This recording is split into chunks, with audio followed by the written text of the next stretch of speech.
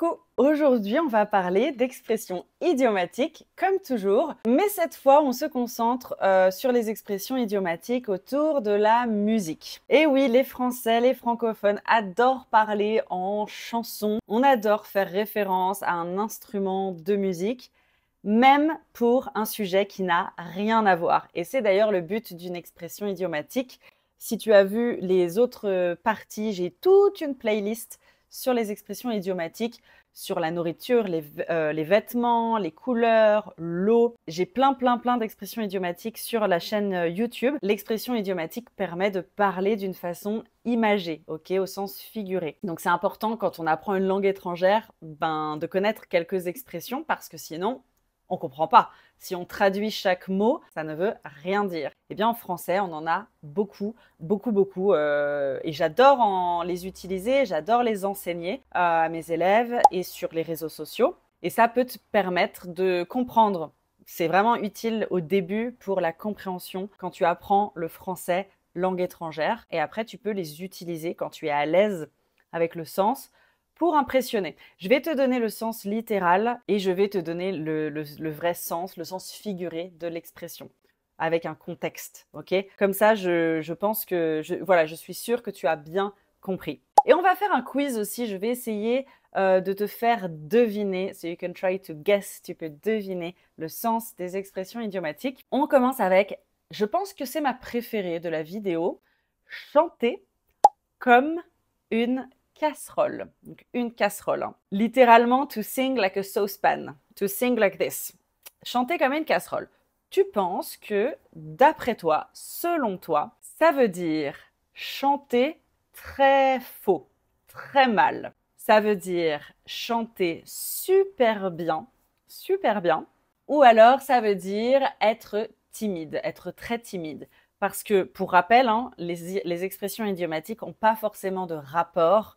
La traduction littérale n'a pas forcément de rapport, n'a pas toujours un rapport avec le sens figuré, le sens que je vais t'enseigner aujourd'hui. Donc là, chanter super mal, chanter super bien ou être timide. Il chante comme une casserole.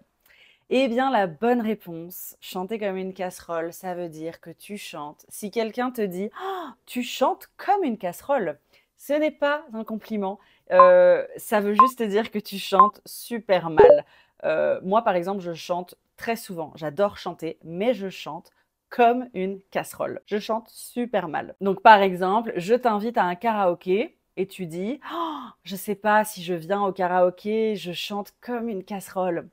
J'ai honte. Je chante super mal, comme une casserole. » Deuxième expression, to know the music, littéralement, connaître la musique. Tu penses que ça veut dire être musicien ou musicienne au féminin, être musicien, ou bien connaître les règles, connaître les codes, les règles, savoir comment ça marche, ou bien avoir une bonne oreille musicale. Être musicien, connaître les règles, savoir comment ça marche, ou avoir une bonne oreille musicale. Avoir une bonne oreille musicale, c'est les gens, vous savez, on met 10 secondes d'une chanson, ils écoutent et après, ils la jouent à la guitare ou au piano. C'est l'oreille musicale. Ça veut dire que être habitué à une situation, connaître les codes, savoir comment ça marche. Ah, je connais la musique. Je connais la musique. Même si ça n'a rien à voir hein, avec le domaine musical, on est d'accord. Par exemple, on va faire un escape game à Paris. On va faire un escape game et je commence à expliquer les règles. Je dis alors en fait, le principe d'un escape game, on va être enfermé dans une pièce pendant 1 heure, blablabla, blablabla. Et toi, tu dis ah, pas besoin de m'expliquer, Alexia. Pas besoin, je connais la musique. Je suis un habitué. Je connais les escape games. Je connais la musique. Alors, la troisième, la quatrième et la cinquième, donc les 3 dernières expressions, ont le mot violon. Il y a l'instrument, le violon, dans ces 3 dernières expressions. Mais alors la troisième, c'est vraiment ma préférée. J'ai déjà dit ça pour la première, je crois. En fait, je les aime toutes. J'adore les expressions idiomatiques et je dis à chaque fois, c'est ma préférée. Bon, la troisième, c'est pisser, donc c'est informel, hein.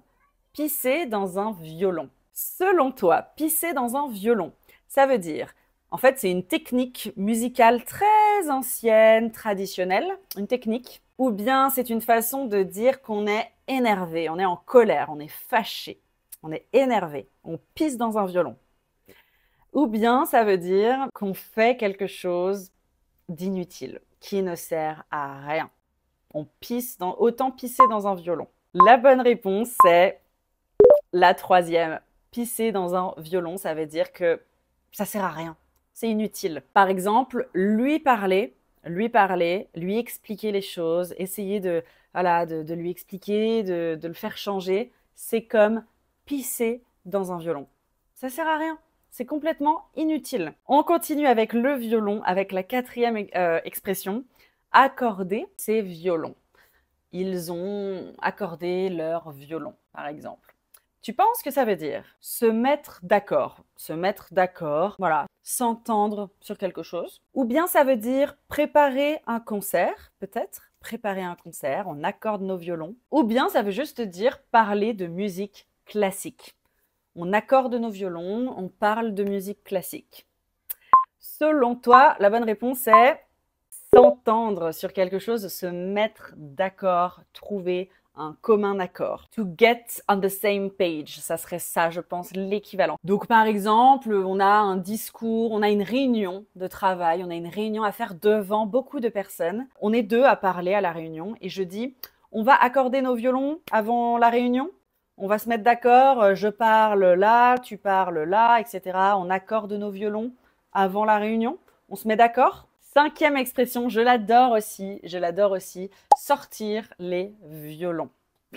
Il ou elle a sorti les violons. J'ai sorti les violons. Ça veut dire préparer une soirée romantique, devenir poète, écrire des poèmes, ou bien raconter quelque chose d'émouvant, mais en faire un peu trop, exagérer quelque chose de romantique, d'émouvant. J'ai donné un peu de détails sur la troisième, ça peut te donner un indice. La bonne réponse, c'est la troisième. Donc, c'est raconter une histoire très sentimentale, mais de façon exagérée. On n'y croit pas, on n'y croit presque pas. Par exemple, j'ai eu un date et il a sorti les violons, il en a fait beaucoup trop, il a dit de belles choses, il racontait les histoires. C'est un peu comme être drama queen, mais de façon positive. Quand on raconte une belle histoire, quelque chose d'émouvant, mais de façon exagérée. On en fait beaucoup trop. Donc par exemple, quelqu'un vous raconte une histoire émouvante, cette personne exagère, en fait beaucoup trop. Vous pouvez dire « Oh allez, va droit au but, sors pas les violons ». Voilà 5 nouvelles expressions. J'espère que tu vas t'en servir dès maintenant, dès ta prochaine conversation avec tes amis, ta belle famille. N'hésite pas à t'abonner si tu veux voir d'autres vidéos sur les expressions idiomatiques et je te retrouve très vite pour la prochaine vidéo. Bisous!